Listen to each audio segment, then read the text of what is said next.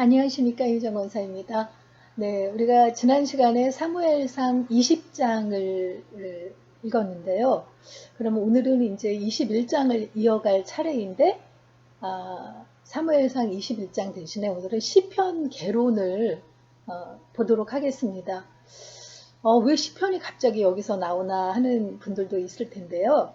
그 이해실 사모님의 성경이 읽어지네 를 그 실천편으로 하고 있는 구약 읽기 내비게이션을 교재로 해서 이 성경 읽기 내비게이션이 진행되고 있는데, 이 그 성경 읽기의 특징은 그 성경의 순서대로 읽는 것이 아니라 성경의 모든 그 권들을 시대순으로, 시간순으로 재편집해서 읽는 것이 특징이라고 했죠. 그런데 그 시편이 전부 150편으로 되어 있는데, 그 중에서 그 3분의 2가량이 다윗의 시편으로 되어 있어요. 그래서 그 다윗이 그 주된 무대가 되는 사무엘 상하, 그리고 또 구약에서 역대상, 이것이 이제 다윗이 그 주인공으로 되어 있는 성경 목록이잖아요. 그래서 사무엘 상하를 읽을 때 시편의 절반가량, 그리고 그 역대상을 읽을 때 또 그 나머지 절반, 이렇게 읽게 돼요. 이제 개론에서 자세히 들어가겠지만 시편이 전부 150편이 5권으로 되어 있는데, 사무엘 상하에서 1, 2권, 72편까지 되어 있는 1, 2권을 읽게 되는 것이죠. 그런데 이것을 그냥 그 순서대로 읽는 것이 아니라, 예를 들어 그 다윗이 아기스 왕에게 나중에 이제 도피할 때가 있는데, 그때 당시에 쓰여진 시하고 부제가 정확하게 그 당시 상황을 설명하고 있으면 그 상황을 읽고 나서 그 시편을 끼워 읽는 거죠. 밧세바의 간음 사건 이후에 다윗이 참여하던 그런 그 시편들도 그 밧세바 이야기 이후에 그것을 끼워 읽게 돼요. 이렇게 정확하게 부제가 기록되어 있는 것, 어느 시점에 쓰여 있는지 기록되어 있는 시편은 그 상황의 역사서를 읽고서 끼워 읽게 되고, 그렇지 않은 시편들은 그냥 또 순서대로 이렇게 그 진도를 나가서 72편까지 사무엘 상하에서 끼워 읽게 됩니다. 그래서 오늘은 시편 개론부터 먼저 알아보도록 하겠습니다. 시편이 사무엘상 읽다가 갑자기 나온 이유는 아까 설명을 드렸죠. 창순민수 사삼왕에서 사무엘 상을 하를 읽을 때 절반가량을 읽는다고 했습니다. 그리고 시편은 시가서에 속하거든요. 그 구약 성경에서 욥기, 시편, 잠언, 전도서, 아가서 이 5편을 시가서라고 부르는데, 우리가 보통 시라고 하면 그 리듬적으로 은율이 있는 것들을 시가라고 하는데, 히브리 문학에서 시가서는 좀 달라요. 리듬의 은율만을 말하는 게 아니라 아이디어의 운율을 지닌 것도 시가서로 봅니다. 그러니까 그 욥기나 잠언, 전도서, 아가서 같은 거는 그 내용을 보면 그게 시적인 그 형식으로 쓰여서가 아니라 내용적으로 이렇게 그 운율을 맞추어서 쓰여진 것들이라고 할 수 있거든요. 그래서 히브리 문학에서 다 시가서에 속하는 것들이에요. 그런데 그 성경의 구조를 보면 율법서, 모세 오경을 그 율법서라고 해서 율법서가 기초가 돼가지고, 그 다음에 그 여호수아서부터 쭉 이어지는 역사서, 이스라엘의 역사를 기록한 역사서가, 그 율법서부터 역사서가 그 이스라엘의 그 과거를 다루고 있는 것을 알 수 있습니다. 그리고 예언서는 앞으로 닥칠 심판에 대한 미래를 그 다루고 있는 내용인 걸 알 수 있어요. 근데 시가서는 현재 이 역사서와 그 율법서 그리고 예언서 속에 를 통해서 만난 하나님을 그 만난 것들을 자신의 삶에 적용한 현재의 삶을 나타내고 있는 것이 시가서라고 할 수 있어요. 인생의 여러 가지 문제들 앞에서 만난 하나님에 대한 이야기를 표현한 것이라고 할 수 있죠. 그래서 유대인들은 이 시가서를 예배와 절기에 때 읽으면서 사용하고 있는 것을 볼 수 있습니다. 그래서 시편을 보면 하나님께서 우리에게 내려주신 것이 말씀이잖아요. 그래서 율법서, 역사서, 예언서들은 하나님이 우리에게 주신 말씀이라고 할 수 있는데 시편은 인간이 하나님께 드리는 성도들의 진솔한 삶과 신앙을 고백한 그런 내용으로 되어 있다고 할 수 있어요. 그래서 성경 중에서 하나님께 올려드리는 것이 시편이다 이렇게 이야기할 수 있다는 거죠. 시편의 저자들을 한번 살펴보면은요, 아까 제가 다윗이 시편의 3분의 2가량을 썼다라고 말씀을 드렸는데, 여기에서 다윗의 시가 73편이라고 기록하고 있어요. 그러면 시편이 전체가 150편이라고 그랬으니까 절반밖에 안 되는 거잖아요.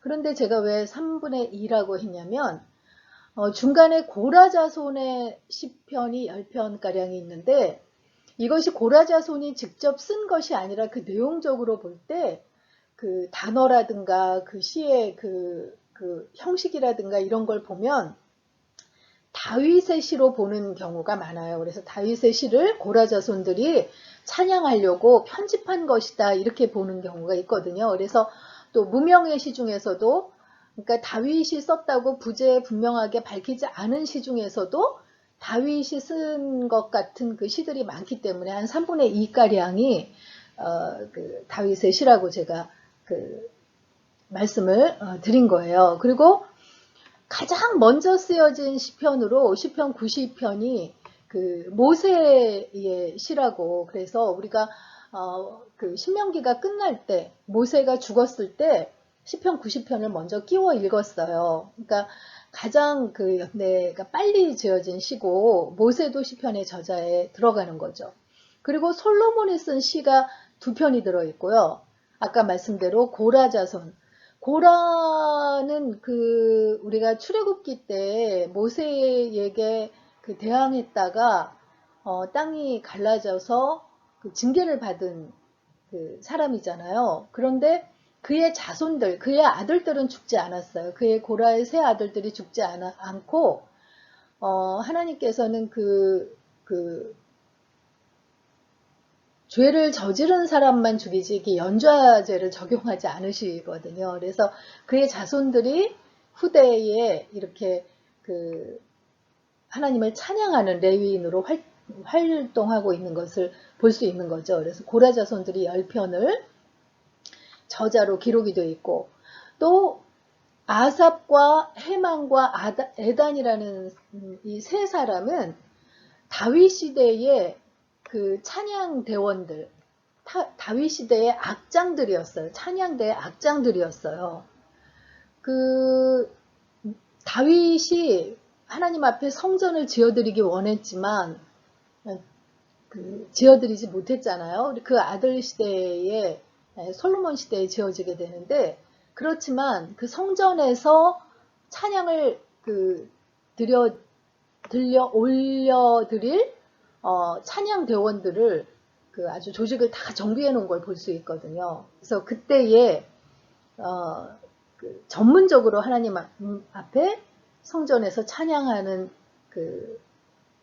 찬양 대원들을 이렇게 세워준 것을 볼 수 있는데, 그 중에서 아삽이라는 사람이 12편, 그리고 헤만이라는 사람이 1편, 에단이라는 사람이 1편, 이렇게 기록하고 있는 것을 볼 수 있습니다. 그리고 아까 말씀드렸던 것처럼 부제에서 정확하게 저자를 밝히지 않는 무명의 시가 또 50편이나 기록이 되어 있는 것을 볼 수 있습니다.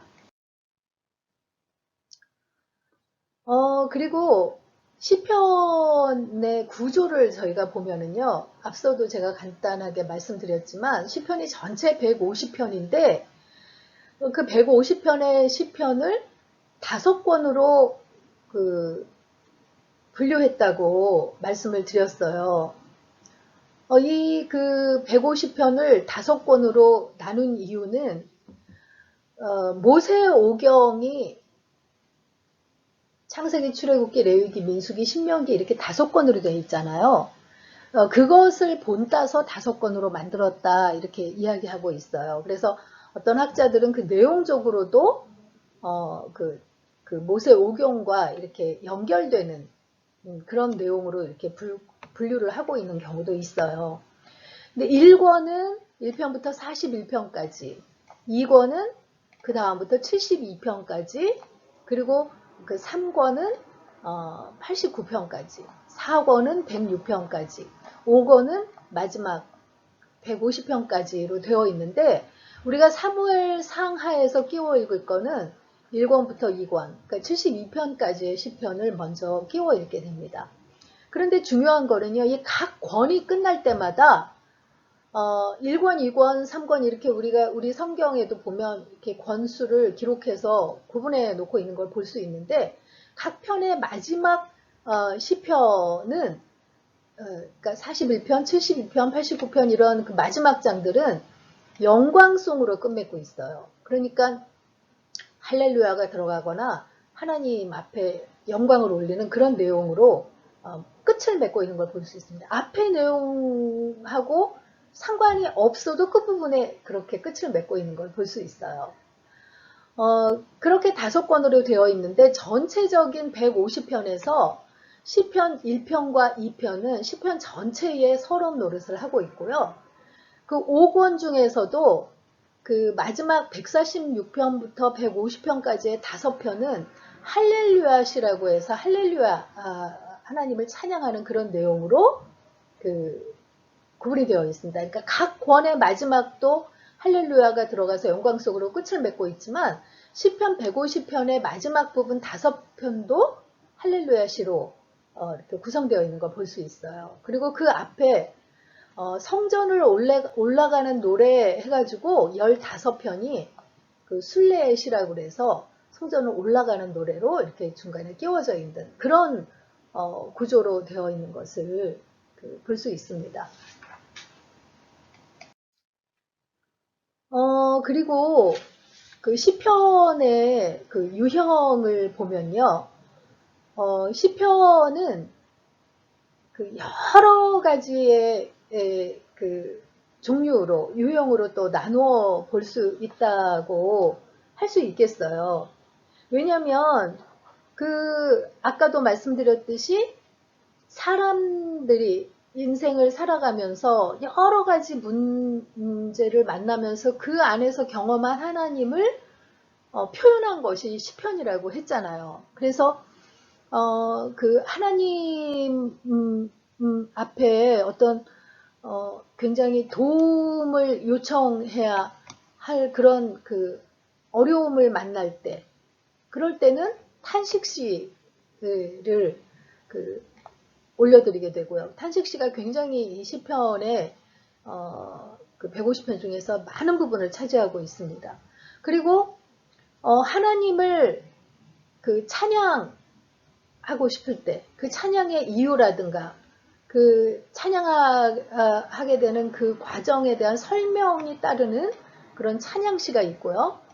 또 어떤 일이 응답된 거에 대한 감사의 그 화답을 하는 그런 감사시가 있고요. 또 하나님의 율법을 지키는 것이 복을 누리는 길이다 라고 그 가르침을 주는 그런 지혜의 시가 또 있습니다. 그리고 하나님의 대리인인 이스라엘의 임금을 찬양하는 우리가 시편 2편이 또 그런 내용으로 되어 있는 것을 볼 수 있거든요. 그런 또 시를 우리가 제왕시라고 이렇게 이야기를 합니다. 뭐 그 외에도 더 여러 가지의 유형으로 또 구분하고 있는 경우도 볼 수 있어요. 그래서 이런 그 종류의 그 시편들을 통해서 하나님을 통해서 그 인생이 어떻게 변했는지 오늘날 우리에게까지도 그런 것들을 자세하게 보여주고 있는 것이죠.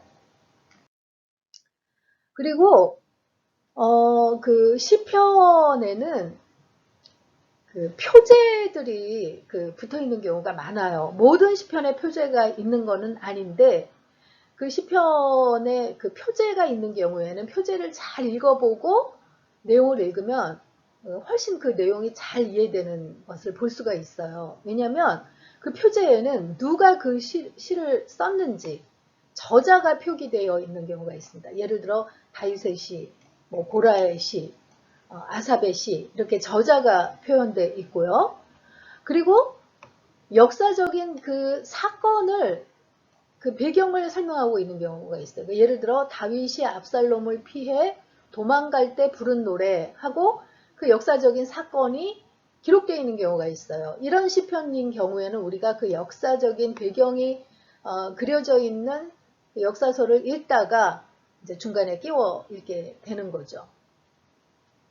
그리고 또 어떤 악기로 불렀는지, 연주하면서 그 시를 불렀는지, 그리고 어떤 분위기로 불렀는지, 또 어떤 음악 반주에 의해서 불렀는지, 음악 반주에 지침이 나타나 있는 그런 표제도 있어요. 그러니까 지휘자를 따라 현악기에 맞춰 부른 노래 이런 식으로 이렇게 표제가 나와 있기 때문에 그 표제를 잘 읽고 읽으면 도움이 되는데 150편 중에서 116편의 시에는 표제가 달려 있고요.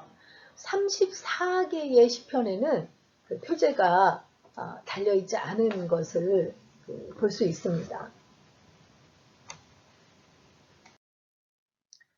그리고 시편이라는 명칭은요. 원래 히브리어에서는 그 시편이 전체 150편이 다 찬양은 아니거든요. 그런데도 찬양이라는 것을 의미하는 테일림이라는 그런 제목이었어요. 그런데 헬라어에서, 그러니까 우리가 지난번에도 말했던 70인역 그 성경에서 프살모이라는 찬미가라는 그 뜻으로 바뀌었고, 그리고 영어에서는 오늘날 우리가 얘기하는 쌈이라는 그 시 모음집이라는 뜻으로 바뀌었습니다. 그러니까 오늘날의 그 시편이라는 그 제목이 붙은 것은 이제 헬라어 때부터 70인역 그 번역본에 의해서 유래됐다고 보면 되겠습니다.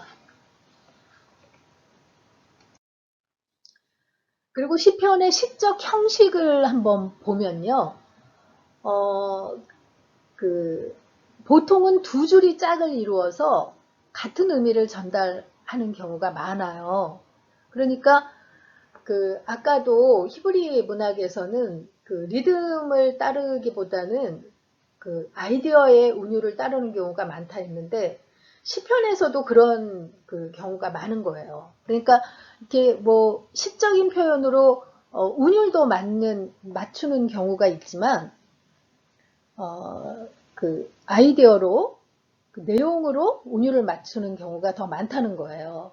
그래서 그 형식을 보면 동의적 평행법, 동의평행법 약간 어려운 것 같지만 그 두 줄의 그 시편의 그 구절이 첫 구절과 둘째 구절이 같은 그 뜻을 나타낼 때 동의평행법이라고 이야기를 해요. 두 줄이 비슷한 뜻을 지닐 때요. 그러니까 예를 들어 하나님의 영광을 선포하고 여기 하늘이가 생략된 것 같으네요. 하늘이 하나님의 영광을 선포하고 궁창이 그의 손으로 하신 일을 나타내는도다. 이렇게 돼 있는 경우에는 다 하나님의 영광을 나타내는 거잖아요. 같은 이런 동의평행법이 쓰여진 경우고요. 반의평행법은 그 반대겠죠. 그 두 절이 그 첫째 절은 긍정적으로 이야기하지만 둘째 구절은 부정적으로 한다든지 해서 서로 이렇게 반의적인 반대되는 뜻을 나타낼 때 방법이에요. 그러니까 시편 1편 같은 경우에 의인들의 길은 여호와께서 인정하시나 악인들의 길은 망하리로다. 이렇게 대비되는 내용으로 되어 있잖아요. 이럴 때는 반의평행법을 쓰고 있다는 거죠. 그리고 종합평행법이라는 거는 첫 구절의 사상을, 첫 구절의 그 뜻을 둘째 구절에서 더 넓게 이렇게 확장시키는 그런 형식이에요. 시편 25편 16절을 보면 주여 나는 외롭고 괴로우니 내게 돌이키사 나에게 은혜를 베푸소서. 그 첫째 절에 대한 것을 이유를 이야기를 하면서 그렇기 때문에 나한테 하나님의 얼굴을 돌이켜서 나에게 은혜를 베풀어 달라고 이렇게 종합적으로 이렇게 내용을 확장시키고 있는 그런 경우라는 거죠.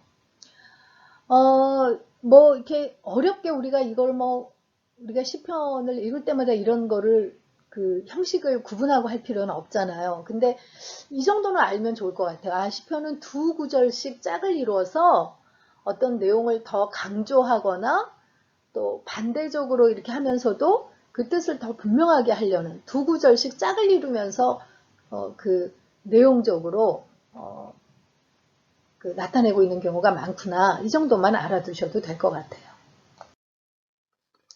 그래서 오늘 시편의 이모저모를 알아봤는데 그렇다면 이 묵상 포인트에서요. 시편은 어떻게 읽는 것이 좋을까요? 라는 것을 한번 그 정리를 해봤어요. 시편의 저자들이 인생의 문제를 겪어가면서 하나님이 어떤 분인지 알고 하나님의 성품과 그런 하신 일들을 경험하면서 올려드린 거니까 시편을 읽을 때 그 시편 속에서 하나님이 어떤 분이신지 어떤 성품을 또 어떤 하신 일을 이야기하고 있는 것인지를 이렇게 알아보면서 읽는 게 중요하고요. 두 번째는 시인의 고백처럼 나의 모든 생각과 감정까지 하나님께 다 쏟아놓고 기도하자. 그런 마음으로 읽으라는 거예요. 그러니까 우리가 시편을 읽다 보면 정말 솔직하게 그 저자들이 그 자신의 생각과 감정을 쏟아놓고 있는 걸 볼 수 있거든요. 그래서 우리 담임 목사님도 이렇게 시편은 소리내어서 읽어야 더 은혜가 된다고 말씀하시는데 그 모든 그런 생각과 감정을 이렇게 쏟아 놓으면서 읽고 또 우리도 기도할 때 그렇게 솔직하게 그렇게 친밀하게 하나님께 기도하면 좋겠다 하는 그런 그 점을 묵상해 보시면 좋겠습니다. 네, 오늘 여기까지 하고요. 다음 시간에 시편 내용 직접 이어가도록 하겠습니다.